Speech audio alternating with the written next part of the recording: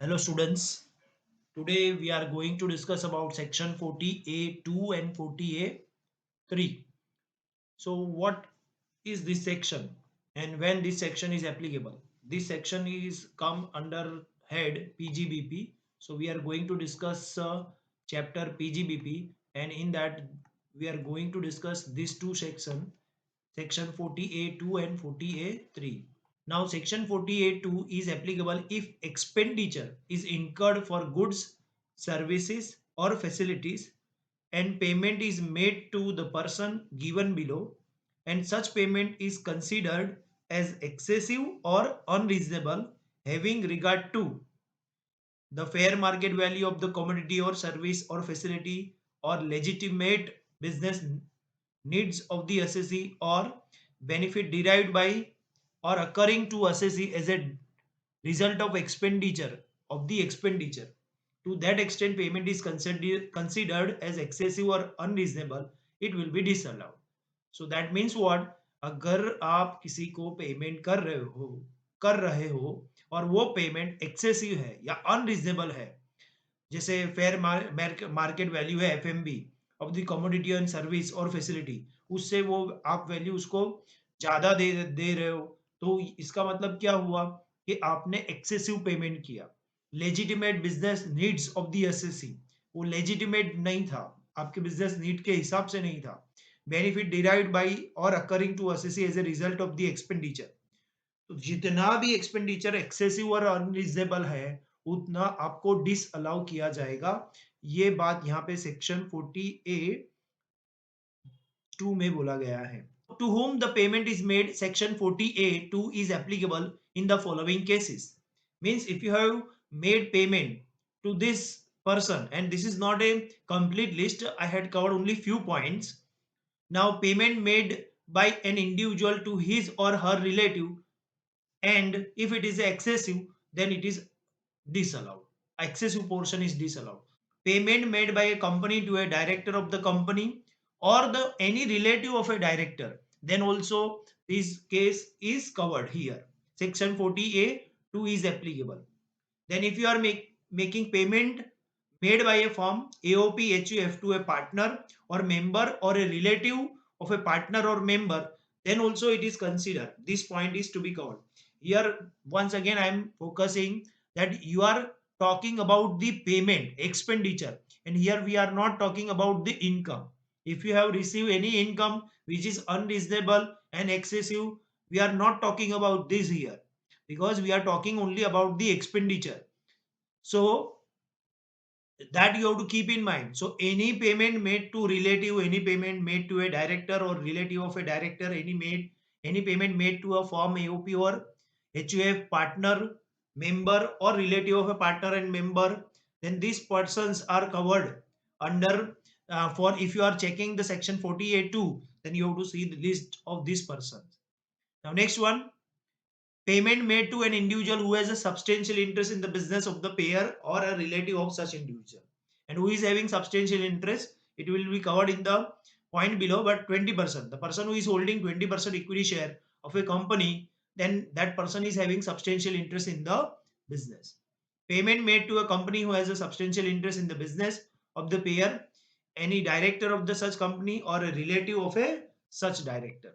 तो अगर आप पेमेंट रिलेटिव को कर रहे हो, डायरेक्टर के रिलेटिव को कर रहे हो, तो भी वो एक्सेसिव पेमेंट के पॉइंट के अंदर सेक्शन 48(2) एप्लीकेबल हो जाएगा.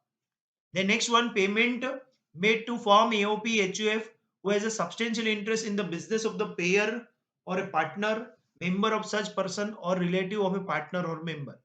मीन्स अगर आपका कोई फॉर्म और एओपी और एचयूएफ में सब्सटेंशियल इंटरेस्ट है, तो भी आपको ये सेक्शन 40(2) एप्लीकेबल होगा.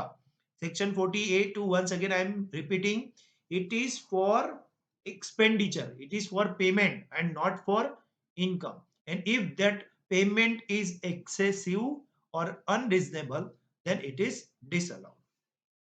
Then payment made to a person in whose business the payer or any relative of the payer has a substantial interest, then also this section is applicable. Now here meaning of relative is given. Who is relative?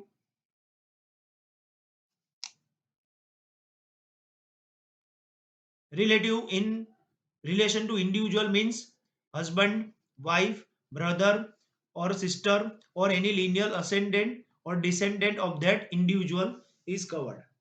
ये individual है. Now descendant कौन है? इसके father and mother. Father के father and mother ये इसके आपके linearly ascendant है. फिर ये मदर के फादर एंड मदर वो आपके असेंडेंट नहीं है. वैसे ही यहाँ पे भी मदर के फादर एंड मदर वो आपके असेंडेंट नहीं है, बट फादर के father and mother and again father के father and mother these are your linear ascendant. But यहाँ से अगर पेडी इसके फादर एंड मदर है वो आपके लीनियर असेंडेंट और डिसेंडेंट नहीं है. उसी तरह से डिसेंडेंट कौन है यहाँ पे? आपका सन एंड डॉटर वो आपका डिसेंडेंट है. ये फर्स्ट पेडी हुआ. फिर सेकेंड पेडी में क्या जाएगा? यहाँ पे जो सन है उसका सन एंड डॉटर वो भी आपके लीनियर डिसेंडेंट है. बट अगर सन का डॉटर का सन एंड डॉटर है वो आपके लीनियर डिसेंडेंट नहीं है. उसी तरह से यहाँ पे भी डॉटर के सन एंड डॉटर वो आपके लीनियर डिसेंडेंट नहीं है. तो सिर्फ इस तरह से आपको देखना है. नाउ सब्सटेंशियल इंटरेस्ट कब बोल सकते हो कि आप सब्सटेंशियल इंटरेस्ट है? A person is deemed to have substantial interest in the business or profession if such person is the beneficial owner of at least 20% of equity capital in the case of company, or if such person is entitled to 20% of profit of a concern in any other case at any time during the previous year, then that person is having substantial interest in the company. Means बोलना क्या चाहते हैं कि अगर company का case है तो अगर इंडिविजुअल के पास 20% या उससे ज्यादा इक्विटी शेयर है तो that means that individual is having substantial interest in the company. और इंडिविजुअल नॉट इंडिविजुअल पर्सन बोल सकते हो because person is a broader term. And दूसरे केस में क्या है कि अगर आप कोई एंटिटी में सब्सटेंशियल इंटरेस्ट या फॉर्म में या एचयूएफ में सब्सटेंशियल इंटरेस्ट कब हो सकता है? जब आपका प्रॉफिट में 20% प्रॉफिट के लिए आप एंटाइटल हो तो that means that person is having substantial interest in the company. तो इसी पॉइंट को समझने के लिए हम थोड़े एग्जांपल लेते हैं so that you will get a better understanding about the concept. Consider the following cases. X is a trader. He purchased goods from his brother. Market value is 1,30,000, where amount charged by his brother is 1,40,000. Now here, what is the excess payment will be disallowed. But how much excess payment is there here in this case? Actually, market value is 1,30,000. But how much extra is charged? 1,40,000. So whether this 1,40,000 fully disallowed? No, fully it is not fully disallowed. How much excess payment is made here? So 1,40,000 minus 1,30,000. So excess payment is 10,000. So how much is disallowed? So only this 10,000 is disallowed. So this is about section 40A2 because brother is is relative and any payment excessive payment made to relative is disallowed. So that is why here 10,000 is disallowed. A, B and C are three directors of X Limited. Now X Limited pays rupees 4 lakh for taking technical advice from Mrs. A. Similar advice can be obtained from any competent person for rupees 70,000. Now in this case the excess payment is 3,30,000 because you are paying 4 lakh but the same advice is available from any competent person other than Mrs. A only by paying 70,000. Now in this case 3,30,000 rupees 3,30,000 is excessive payment and so that is why it is completely disallowed. So 3,30,000 will be disallowed for computing income of X Limited.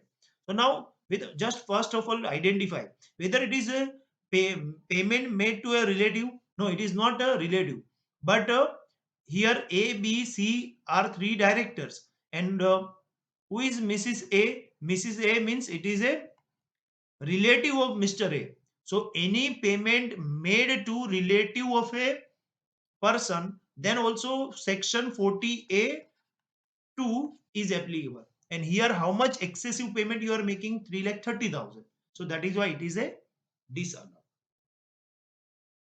Now next one, X holds 20% equity share capital in X Limited. That means he is having substantial interest in the company. X Limited takes on hire trucks owned by the brother of X and pays rent. Now he is taking trucks on a higher basis and paying rent.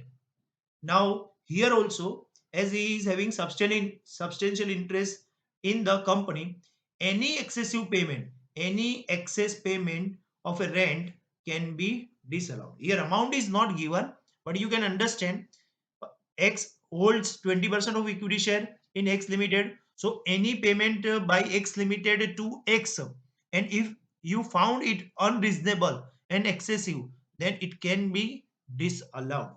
So that point is given here. Now Mrs. X holds 20% equity shares capital in Y Limited. X purchase goods from Y Limited. Now any excess payment by X will be disallowed. So here same case, here who is holding 20% equity share in Y Limited? Mrs. X. And Mrs. X means Mr. X is a relative directly because he is a spouse of Mrs. X. So that is why X is a relative person of Mrs. X. Any excessive payment made by Y Limited to X will be disallowed. अगर Y limited X को कोई excessive payment या unreasonable payment करता है तो वो disallow हो जाएगा, क्योंकि X का रिलेटिव कौन है? मिसिस X, और मिसिस X के पास 20% इक्विटी शेयर है Y लिमिटेड का। इसका मतलब यह हुआ कि मिसिस X के पास substantial interest of the in the company है। X is a trader. He sells his goods to his brother. Now amount of bill is rupees 1 lakh, whereas market value is 1,40,000. In this case, X has not incurred any expenditure. X ने कोई भी expenditure यहाँ पे किया नहीं है. So section 40A2 would not be attracted. तो देखो यहाँ पे ध्यान देना है आपको कि ये section 40A2 applicable क्यों नहीं हुआ, क्योंकि ये कोई खर्चे की बात नहीं कर रहे, यहाँ पे हम पेमेंट की बात नहीं कर रहे, यहाँ पे तो सेल हो रहा है और सेल मीन्स इनकम बढ़ेगा। और हमारा ये सेक्शन 40A2 किसके लिए है? ये एक्सपेंसेस के लिए है, पेमेंट के लिए है, इनकम के लिए नहीं है। तो यहाँ पे तो सेक्शन 40A2 एप्लीकेबल ही नहीं होता। तो आपने 1,40,000 का गुड्स 1 लाख में सेल किया, तो दैट मीन्स यहाँ पे 40,000 डिसअलाउ करने की बात ही नहीं हो रही, क्योंकि ये आपका एक्सपेंस ही नहीं है। हम यहाँ पे 40A2 में एक्सपेंस कवर कर रहे हैं, इनकम कवर नहीं कर रहे। सो ये आपको ध्यान रखना है। और कॉन्वर्सली क्या होगा? Business income of x limited will be calculated by taking into consideration the amount of bill of rupees 1 lakh, और उसका इनकम एक्स का इनकम कितना हो जाएगा? 1 लाख से बढ़ जाएगा, बिकॉज उसका मार्केट वैल्यू 1,40,000 था और 1 लाख उसके इनकम में ऐड होगा।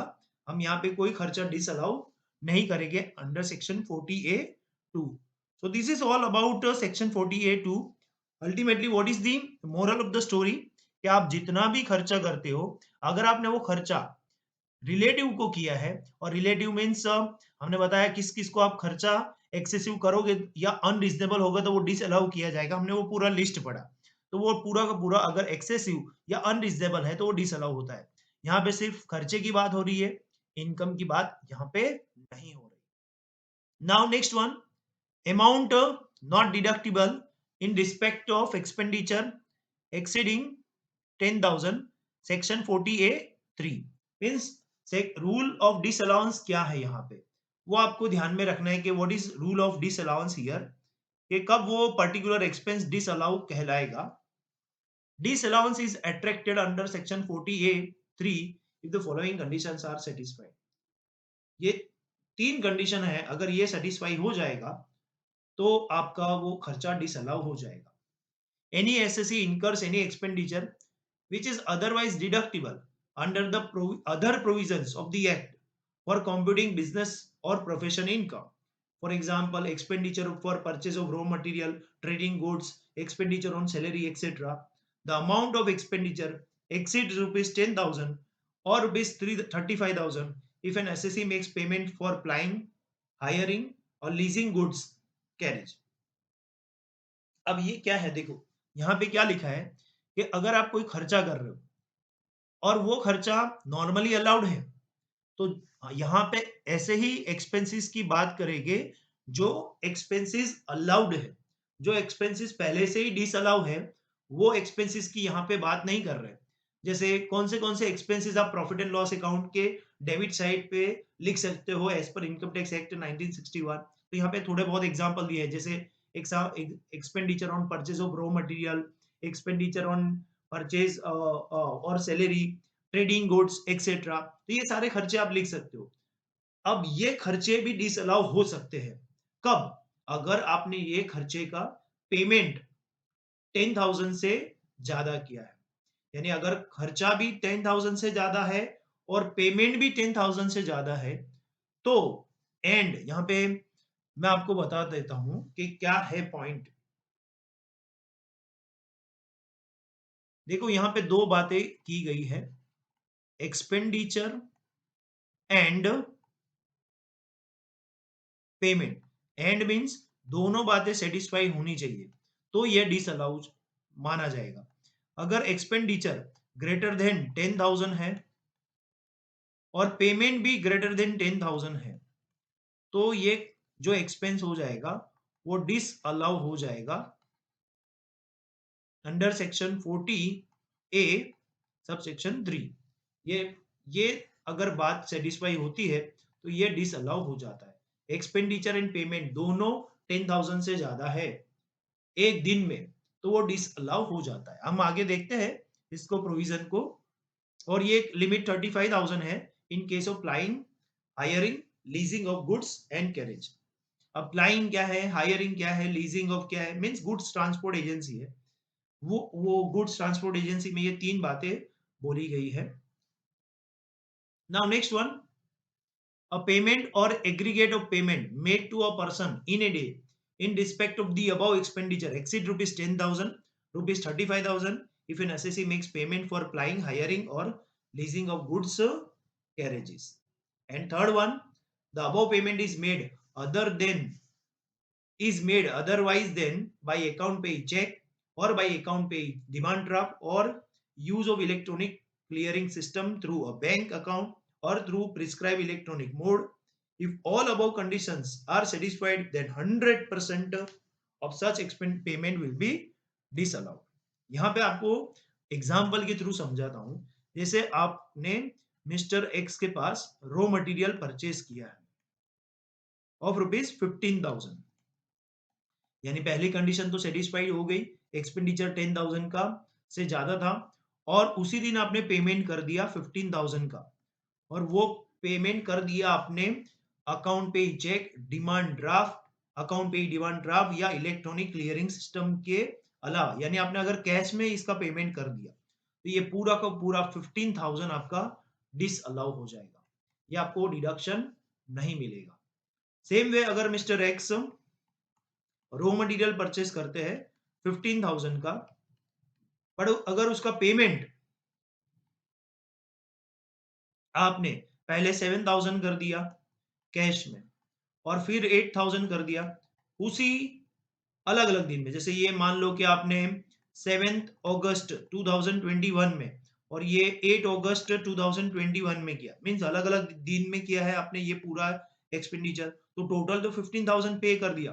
बट अगर आपने अलग अलग किया है तो ये आपको अलाउ हो जाएगा, बिकॉज यहाँ पे देखो पेमेंट इज लेस देन 10,000, दोनों केस में पेमेंट 10,000 से कम हुआ है तो आपका ये खर्चा अलाउ होता है। यही सेम एक्सपेंडिचर अगर ये 15,000 है, अगर आप 15,000 को सेम डे में पहले 6,000 पे करते हो 7/8/2021 में और दूसरा एक चेक बना के देते हो सेम डेट का, और वो चेक बेरर चेक है, दोनों के एक ये भी बेरर चेक है, ये भी बेरर चेक है 6000, और बाकी का जो 9000 है वो भी आप बेरर चेक से देते हो on the same day to a same person को भी देते हो, मिस्टर एक्स को ही पेमेंट करते हो, तो इस केस में ये पूरा का पूरा खर्चा डिसअलाउ हो जाएगा। तो आपको ये समझना है पूरा बात, आप कैसे पेमेंट करोगे तो ये अलाउ हो जाएगा। तो अकाउंट पे चेक, अकाउंट पे डिमांड ड्राफ्ट, या electronic clearing system, electronic mode, ये सबसे पेमेंट करोगे तो आपको डिडक्शन मिल जाएगा। ये 3 बात यहाँ पे बताई गई है कि अगर आप इससे पेमेंट करते हो तो आपको डिडक्शन मिलता है। Okay, bearer check means what, कि यहाँ पे जैसे आपने एक बॉक्स होता है, यहाँ पे एक अमाउंट का बॉक्स होता है और यहाँ पे आपने अमाउंट लिखा और यहाँ पे आपका सिग्नेचर होता है। मीन्स जैसे बेरर चेक मीन्स व्हाट, जैसे आपने यहाँ पे लिख दिया अली असगर वोहरा, दैट मीन्स ये बेरर चेक है, तो that means bearer, bearer of the cheque means ये अली असगर वोहरा को कैश में इसका पैसा मिल जाएगा, कैश में इसका पैसा मिल जाएगा। अगर बैंक में जाएगा तो ये पेमेंट ले सकता है, या जिसके हाथ में ये चेक है वो खुद भी, जैसे मान लो कि मिस्टर एक्स के हाथ में ये चेक है, तो मिस्टर एक्स भी इसका पेमेंट ले सकता है by showing some ID proof. तो ये इसलिए ये bearer cheque is as good as cash, क्योंकि इसमें और गवर्नमेंट ने इसको डिसअलाउ किया है। इसका लॉजिक भी है क्योंकि ये तो कैश ट्रांजैक्शन ही हो जाएगा, और कैश ट्रांजैक्शन हो जाएगा तो इसलिए वो शायद बुक्स ऑफ अकाउंट में एंट्री भी नहीं कर पाएगा, तो इसलिए इसको डिसअलाउ कर दिया। दूसरा है क्रॉस चेक, और क्रॉस चेक में क्या होता है, जैसे ही आपने यहाँ पे अमाउंट लिख दिया और यहाँ पे आप सिर्फ 2 लाइन कर देते हो, तो इसका मतलब भी क्रॉस चेक हो जाता है। अब क्रॉस चेक में क्या होता है कि आप में यहाँ पे जैसे सपोज के नाम लिखा है, तो इसका मतलब ये पर्सन भी इसको चेक जैसे जाएगा और अमाउंट विथड्रॉ कर सकेगा अमाउंट, बट ये चेक आप डायरेक्टली, जैसे ये नॉर्मली क्रॉस चेक होगा, ये अली असगर वोरा के अकाउंट में डिपॉजिट हो जाएगा। बट इसमें एक फायदा ये है कि अगर ये चेक के पीछे ऐसा लिख देता है कि this cheque is cleared in the name of mister X, means आप बैंक को इंस्ट्रक्शन दे सकते हो। अब ये चेक आपके अकाउंट में जमा नहीं होगा, डायरेक्ट ही मिस्टर एक्स के अकाउंट में जमा हो जाएगा, मीन्स ये क्रॉस चेक है, ये फर्क है। और अकाउंट पे ही चेक क्या होता है कि यहाँ पे अकाउंट पे ही आप लिख दोगे, इसका मतलब ये हुआ कि आपने किसी और को चेक न देते हुए डायरेक्टली अब ये चेक आपके अकाउंट में ही जमा होगा और किसी को नहीं होगा। ये इसलिए गवर्नमेंट ने इस पे ज्यादा फोर्स किया, बिकॉज ये तो इक्विवेलेंट टू कैश ही है, इसमें तो आप कैश के बराबर ही अमाउंट दे रहे हो, तो ये अमाउंट आपका कंसीडर, तो अकाउंट पे चेक ही कंसीडर किया जाता है, कोई और तरह का चेक आपका कंसीडर, बिकॉज बाकी के पेरेंट चेक है या क्रॉस चेक है वो तो क्या है, इक्विवेलेंट टू कैश ही है। इसलिए गवर्नमेंट यहाँ पे कैश ट्रांजैक्शन को डीमोटिवेट करना चाहती है, और वो ट्रांजैक्शन, कैश ट्रांजैक्शन को ट्रेस करना बहुत मुश्किल है, इसलिए कभी भी गवर्नमेंट कैश या कैश के इक्विवेलेंट जो जितने भी ट्रांजैक्शन है उसका डिडक्शन नहीं मिलता अगर वो पेमेंट 10,000 से ज्यादा हो, तो एक दिन में सेम पर्सन को। Now exception, the above rule is not applicable to a few cases given below, means अगर आपने इन लोगों को पेमेंट किया है तो वो 10,000 से ज्यादा है और कैश में है, तो भी उसका क्रेडिट मिल सकता है। जैसे payment made to bank including private sector bank, cooperative bank, credit societies, LIC etcetera, तो ये पेमेंट टू अ बैंक आप कर सकते हो, और वो कैश पेमेंट से 10,000 से ज्यादा हो तो भी अलाउड है। Then payment made to government, अगर आप गवर्नमेंट को पेमेंट करते हो तो भी उसका डिडक्शन आपको मिल जाएगा। पेमेंट थ्रू बैंकिंग सिस्टम, अगर आप बैंकिंग सिस्टम को यूज करके पेमेंट कर रहे हो तो भी मिल जाएगा आपको, वो 10,000 से ज्यादा का एक्सपेंडिचर हुआ तो भी आपको उसका डिडक्शन मिल जाएगा। Payment made by book adjustment by an SSC in the account of the payee against money due to the assessee for any goods supplied or services rendered by him to the payee, means अगर आप book adjustment by an SSC in account of the payee against the money, तो भी आपको, जैसे आपने mister x को cell किया है Mr. X to sales account, 15,000, 15,000. Now you have purchased goods from Mr. Y, 15,000, 15,000. So now in this case you can make the book adjustment. You will pass here this entry, Mr. Y account debit to Mr. X. So this is called book adjustment. So this book adjustment is allowed, 15,000, 15,000. So that is about book adjustment. Now next one is payment made to cultivator, grower, producer in respect of purchase of agricultural or forest produce or product of animal husbandry including livestock, meat, hides and skins, or a dairy or poultry farming, or fish product or products of horticulture, apiculture, even if these are product have been subjected to some processing providing you the process has been done by a cultivator, grower or the producer of the product.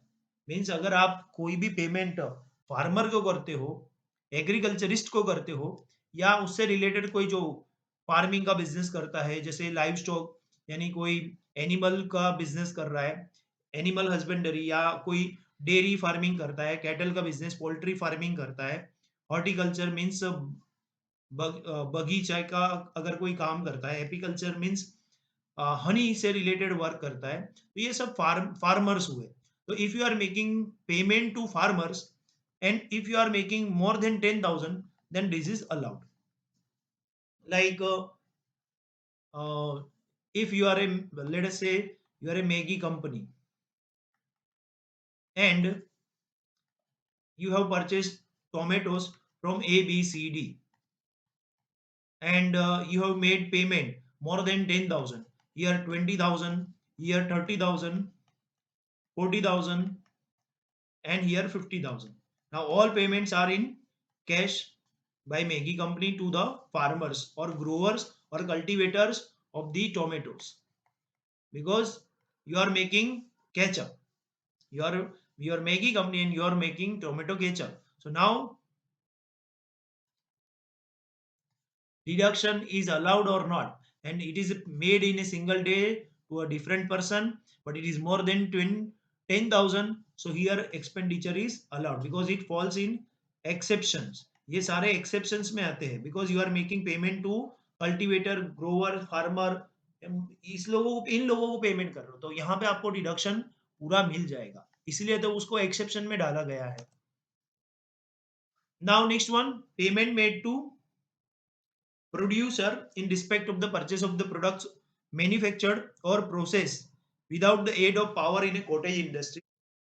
Without use of power कोई चीज manufacture होती है, तो उन लोगों को payment कर रहे हो तो भी वो 10,000 से ज्यादा है तो भी अलाउ कर दिया है.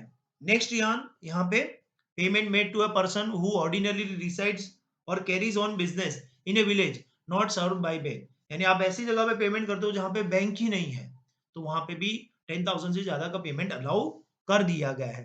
Payment of terminal benefit such as gratuity, retrenchment, compensation etcetera not exceeding 50,000. अगर आप कोई रिटायरमेंट बेनिफिट है, टर्मिनल बेनिफिट्स है like gratuity, retrenchment, compensation etcetera है, तो वहां पे आप 10,000 से ज्यादा का पेमेंट कर सकते हो, but it should not be more than 50,000. 50,000 का पेमेंट किया और 50,000 में से 5,000 टीडीएस कट कर लिया है, तो 45,000.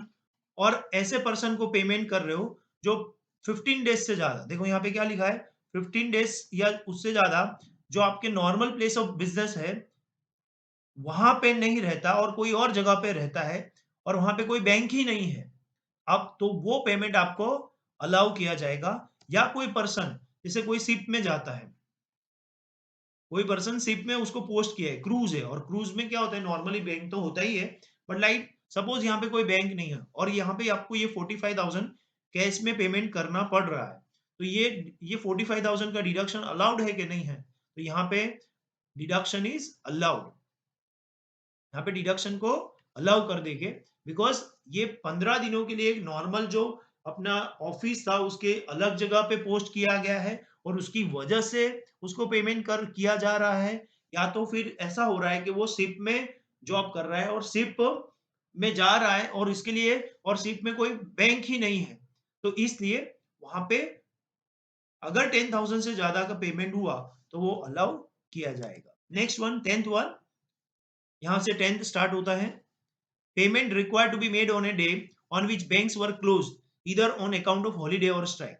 अगर मान लो कि वो हॉलीडे ही है और उस दिन आपने पेमेंट कर दिया है, तो वो 10,000 से ज्यादा है, जैसे 15 अगस्त है, 26 जनवरी है, तो ये 15 अगस्त, 26 जनवरी, अगर आप उसी दिन को पेमेंट करते हो और वो 10,000 से ज्यादा का है तो भी अलाउ हो जाता है।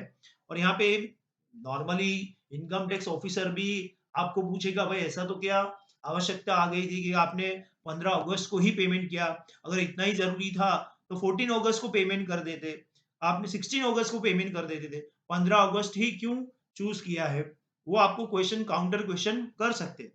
पर यहाँ पे अगर एग्जाम में आता है तो आपको तो यही याद रखना है कि अगर पेमेंट कोई ऐसे दिन पे किया जाता है जहां पे हॉलीडे या स्ट्राइक हो, तो वो कंप्लीटली अलाउ किया जाता है। Now payment made by any person who is agent who is required to make payment in cash for goods or services on behalf of such person. Means यहाँ पे भी देखो एक एग्जांपल हमने लिया था फार्मर का, कि जैसे यहाँ पे ए बी सी डी ये फार्मर्स है और कल्टीवेटर्स या ग्रोवर्स है, इनके पास से आपका एजेंट गुड्स परचेज करता है और ये आप मिस्टर एक्स हो। तो अब एजेंट को क्या करना है, ये सबको पेमेंट है ना उसको कैश में ही करना पड़ेगा, क्योंकि ये इन लोगों को कैश में पेमेंट करना कंपलसरी है। तो अब मिस्टर एक्स ने इसको 50,000 दिया और वो भी कैश में, और फिर इसने सबको 10,000, 25,000 और ऐसा पेमेंट कर दिया है। तो whether this payment is allowed or not, payment made by person to agent in cash, yes allowed, because क्योंकि यहाँ पे एजेंट को उन लोगों को पेमेंट करना है जिनको कैश में पेमेंट करना जरूरी है। तो इस केस में अब ये 50,000 का cash payment made by X to agent allowed हो रहा है, क्योंकि एजेंट किनको पेमेंट कर रहा है, उन लोगों को पेमेंट करना है जो जिनको कैश पेमेंट करना जरूरी है। अगर इनको कैश पेमेंट करना जरूरी नहीं होता तो ये डिसअलाउ हो जाता। Now next one, payment made by an authorized dealer or a money changer against purchase of foreign currency or traveler check in a normal course of business, office business, then that is also allowed. अगर आप कोई normal course of business, यानी आप money changer agency है या आप authorise dealer है, जैसे आपके पास कोई फॉरेन करेंसी लेके आता है, फॉरेन से घूमने यहाँ पे आया है और उसको फॉरेन करेंसी है उसके पास और उसको इंडियन करेंसी चाहिए, तो आप वो क्या करेगा, आपके पास आएगा because you are authorise money changer agency, और वहां पे आप उनको कैश पेमेंट कर सकते हो, और वो 10,000 से ज्यादा का होगा तो भी अलाउ हो जाएगा, क्योंकि वहां पे आपको कैश पेमेंट करना ही होगा, क्योंकि उसको कैश चाहिए उसीलिए तो आपके पास आया है। तो इसलिए अगर ट्रैवलर चेक के बदले में या फॉरेन करेंसी के बदले में अगर आप उसको कैश पेमेंट करते हो, ओके, तो फिर अलाउड है। ट्रैवलर चेक मीन्स आप कहीं पे भी घूमने जाते हो तो कैश लेके जाना बहुत रिस्की होता है, तो आप क्या करते हो, ट्रैवलर चेक लेके जाते हो और वो चेक वहां पे जाके बैंक में डिपॉजिट करते हो, कोई भी मनी है प्रॉपर बैंक के पास, तो आपको वो कैश में पेमेंट करता है। तो वो कैश पेमेंट अलाउड है कि नहीं है, तो यस वो इस तरह का कैश पेमेंट अलाउड है। तो ये सारे एक्सेप्शन है, 12 exceptions are given in which you can make payment more than 10,000 in a single day to a single person. Now हम एग्जांपल देखते हैं तो आपको ज्यादा समझ में आएगा। Now generally X pay salary to his employ by account payee cheques, generally वो अकाउंट पे चेक से ही पेमेंट करता है। Salary of December 2021 is however paid to 3 employees A B and C, तीनों तीन एम्प्लॉय को बाय बेरर चेक, तो payment being rupees 6,000, 10,000 and 10,500 respectively. तो आप बताइए इसमें से कितना डिसअलाउ हो जाएगा और कितना अलाउ हो जाएगा। तो नाउ यहाँ पे सिंपल केस है, payment made to A is allowed because and पे यहाँ पे आपको टोटल नहीं करना है, बिकॉज ये तीनों तीन अलग अलग पर्सन है, तो अलग अलग पर्सन को आप पेमेंट कर सकते हो 10,000 से कम का, तो ये अलाउ हो जाएगा। ये 10,000 है तो भी अलाउ हो जाएगा because up to 10,000 it is allowed, but payment of salary to C is disallowed as it is more than 10,000 10,500. So this is disallowed, 100% disallowed, and these two are allowed. Next, X Limited purchase goods on credit from Y Limited on May 6, 2021 for rupees 86,000, which is paid as follows: 5,000 in a cash on May 11, 2021. B. 30,000 by a bearer check on May 31, 2021. And C. 51,000 by account pay check on May 16, 2021. यहाँ पे अलग अलग दिन पे payment किया है. 86,000 का पूरा एक्सपेंस है, बट पेमेंट आपने 5,000 किया है ऑन मे 11 2021. फिर 30,000 का बैरर चेक से पेमेंट किया है एंड 51,000 का अकाउंट पे चेक से पेमेंट किया है ऑन मे 16 2021. तो इसमें से कितना डिसअलाउ हो जाएगा और कितना अलाउ हो जाएगा? तो ये 30,000 वाला डिसअलाउ हो जाएगा because it is made by bearer cheque. तो ये पूरा का पूरा एक्सपेंस 30,000 का इसमें से 100% डिसअलाउ हो जाएगा. ये 5,000 का डिडक्शन मिल जाएगा क्योंकि इट इज लेस देन 10,000, और ये 51,000 का भी डिडक्शन मिल जाएगा क्योंकि ये भले 10,000 से ज्यादा है बट इसका पेमेंट कैसे हुआ है? अकाउंट पे ही चेक से हुआ है. Now Z Limited purchased goods on credit from A Limited on May 10, 2021 for rupees 6,000 and on May 30, 2021 for rupees 5,000. The total payment of 11,000 is made by a cross check on June 1, 2021. Now whether this is allowed or not, because here expenditure is on 6,000 and 5,000, so 11,000. Now third one, though the amount of payment exceeds 10,000, nothing shall be disallowed. To attract disallowance, the amount of bill as well as the amount of payment should be more than rupees 10,000. देखो ये example बहुत important है क्योंकि शायद आपने एक बात ध्यान में नहीं दिया कि यहाँ पे आप अगर क्वेश्चन में देखोगे तो आपको क्वेश्चन से ऐसा पता चलेगा कि ये अलाउड होना चाहिए, क्योंकि देखो 6,000 है और यहाँ पे कितना है? ये 5,000 है. तो टोटल 6,000 एंड 5,000 था और पेमेंट कितना था? 11,000, और ये क्रॉस चेक से कर दिया है. तो क्रॉस चेक से पेमेंट कर दिया है तो आपको यहाँ पे बात क्या ध्यान में रखनी है कि दोनों चीज, आपका अमाउंट ऑफ बिल वो भी 10,000 से ज्यादा होना चाहिए और पेमेंट भी 10,000 से ज्यादा होना चाहिए. यहाँ पे अमाउंट ऑफ बिल 10,000 से ज्यादा नहीं है तो यहाँ पे कोई डिसअलाउंस का प्रॉब्लम ही नहीं आएगा. Even though it is paid 11,000 is paid by cross cheque and cross cheque is nothing but it is equivalent to cash. यहाँ पे पेमेंट 10,000 से ज्यादा का है और कैश में है और फिर भी इसको अलाउ किया गया है क्योंकि जो बिल अमाउंट था वो दोनों बिल अलग अलग डेज पे बना है और दोनों का वैल्यू 10,000 से कम है. तो इसलिए आपको क्या बात ध्यान में रखनी है कि अमाउंट ऑफ बिल यानी अमाउंट ऑफ एक्सपेंडिचर वो भी 10,000 से ज्यादा होना चाहिए और पेमेंट भी 10,000 से ज्यादा होना चाहिए, तभी ये सेक्शन 40A(3) एप्लीकेबल होता है. इसलिए देखो यहाँ पे क्लियर कट लिखा है, दो the amount of payment exceed 10,000, payment तो 10,000 से ज्यादा बढ़ गया, नथिंग शैल बी डिसअलाउ, फिर भी कुछ भी डिसअलाउ नहीं हुआ क्योंकि to attract disallowance the amount of bill, यहाँ पे दो वर्ड फोकस कीजिए, amount of bill as well as amount of payment, दोनों को दोनों आपका 10,000 से ज्यादा होना चाहिए और यहाँ पे दोनों चीज 10,000 से कम था. तो ये आपको ध्यान में रखना है.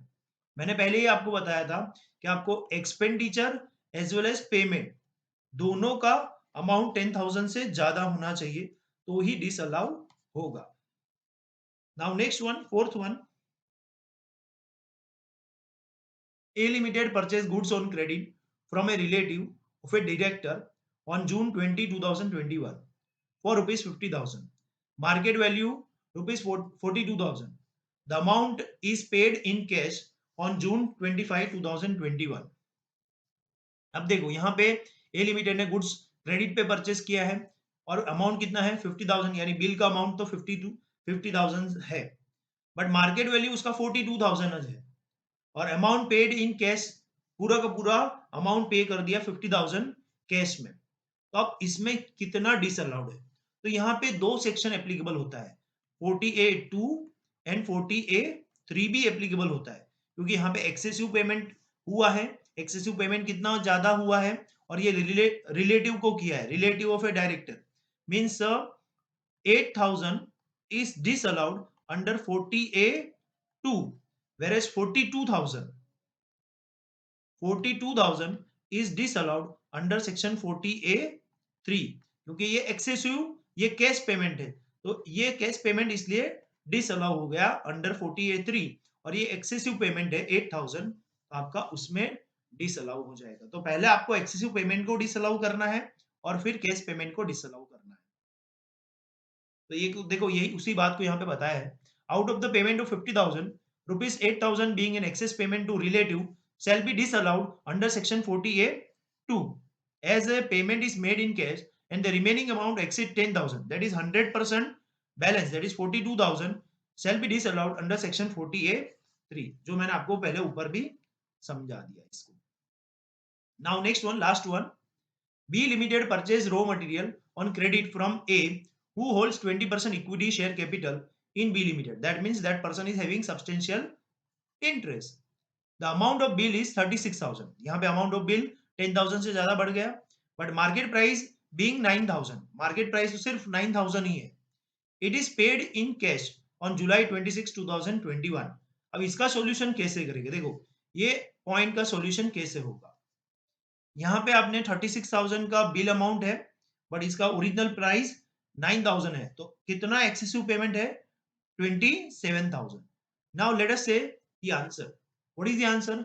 Out of the payment of 36,000, 27,000 being the excess payment to person holding a substantial interest shall be disallowed under section 40A2. तो यहाँ पे 27,000 is disallowed क्योंकि ये तो एक्सेसिव पेमेंट है, ओरिजिनल वैल्यू तो 9,000 था, और आपने 36,000 का बिल बना दिया, तो 27,000 एक्सेसिव पेमेंट हुआ और वो आपका कंप्लीटली डिसअलाउ हो जाएगा, 27,000 डिसअलाउ हो जाएगा 40A2 में, but remaining amount that is 9,000 does not exceed 10,000। यहाँ पे 9,000 है, वो 10,000 से बढ़ नहीं रहा, तो इसका मतलब nothing shall be disallowed under section 40A3 even if the payment is made in cash. आपने भले 36,000 कैश में पेमेंट किया है, बट आपने डिडक्शन अपने 27,000 कहां पे डिसअलाउ कर दिया? 40A2 में डिसअलाउ हो गया as it is excessive payment. अब बचा कितना? 9,000, और 9,000 तो 40A3 में डिसअलाउ नहीं हो सकता बिकॉज ये तो 10,000 से कम था, so it is 10 less than 10,000, so that is why it is not disallowed under 40A3. One last point about this: when outstanding liability of earlier years is paid in current years, then section 40A3A is applicable. Now what is 40A3A? If applicable, if outstanding liability was allowed as a deduction in any of the earlier years and during the current payment in respect of such liability is made otherwise than by account pay check or draft, if such payment to a person in a day exceed 10,000, and in case of leasing, plying and hiring it is 35,000, so made shall be chargeable to tax as a business income in the year of payment. This rule will however be not applicable in the exception given above. जो हमने exception discuss किया उसमें ये rule applicable नहीं है। इसको एक example के थ्रू समझते हैं तो जल्दी समझ में आ जाएगा। लेट अस से x limited claim A deduction of ₹70,000 in previous year 16-17 pertaining to an outstanding bill of purchase of raw material. यहाँ पे उसने ऑलरेडी डिडक्शन ले लिया था on accrual basis in 16-17 payable to B Limited. Out of 70,000 rupees, 15,000 is paid to B Limited in cash on April 20, 2021. यानी उसने 15,000 का cash में पेमेंट किया था and 55,000 is paid bye account payee check in April 28, 2021। Purchase तो उसने 16-17 में किया था, बट अब पेमेंट कर रहा है वो 2021 में एंड 22 में। तो अब ये पेमेंट 15,000 का था, तो पहले तो उसने डिडक्शन क्लेम कर लिया था, तो ये 15,000 अब क्या होगा? डिसअलाउ होगा। भाई डिसअलाउ का तो कोई क्वेश्चन ही नहीं होता, ऑलरेडी आपने एक्सेप्ट यानी इसका डिडक्शन तो प्रीवियस ईयर में ही ले लिया है, तो ये 15,000 जो कैश पेमेंट किया है उसका क्या होगा? तो ये 15,000 से आपकी इनकम बढ़ जाएगी, ये 15,000 आपका इनकम हो जाएगा क्योंकि ये डिसअलाउ हो रहा है, बट यहाँ पे डिसअलाउ कर नहीं सकते, तो क्या करना है आपको? 15,000 से आपका बिजनेस इनकम बढ़ा देना है। और ये 55,000 डिसअलाउ नहीं हो रहा है क्योंकि वो अकाउंट पे ही चेक से पेमेंट किया है. So in this case, rupees 15,000 being payment in cash will be treated as a business income of X Limited for the previous year 2021-22. So that is why it is treated as a income and your income will be raised by this amount. So this is all about 40A 3 excessive payment more than 10,000.